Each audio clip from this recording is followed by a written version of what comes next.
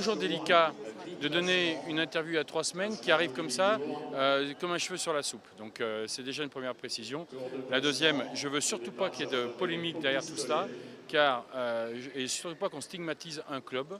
Il se trouve en plus que ce club, j'étais au Parc des Princes mercredi, que je me suis régalé, que vraiment le Paris Saint-Germain a montré une magnifique image du football, et donc je ne veux absolument pas qu'on pense que je veux stigmatiser tel club ou tel club.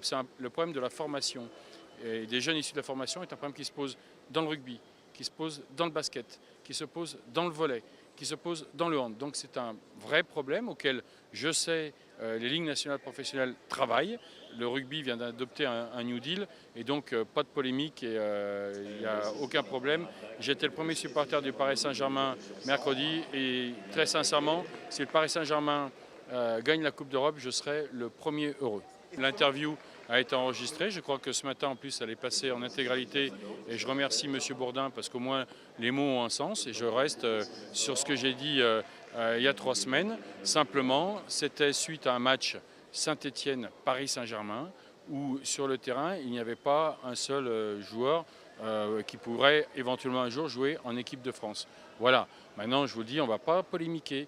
Ce pays se nourrit trop de cela.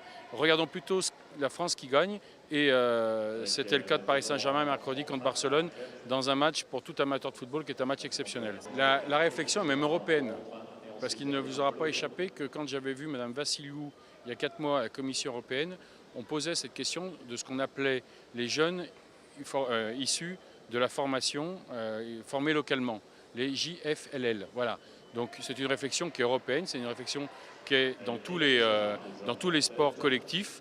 Et je vous dis, le basket principalement, et sur cette question-là, le rugby se l'est posé, vous avez qu'à voir les dernières décisions de la Ligue nationale de rugby, qui travaille sur cette question, qui se pose cette question, donc c'est une question qui est transversale et non pas stigmatisante sur un sport et sur un club.